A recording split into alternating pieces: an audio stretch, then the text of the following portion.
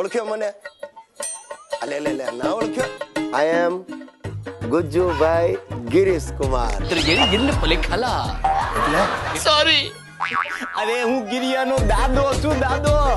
તારા જેવો ખાનદાની ઉધારીઓ મેં પહેલી વાર જોયો. થેન્ક યુ દોસ્ત. બીડી બીડી કયું ગીત બોલ ને? બીડી જલાઈ લે.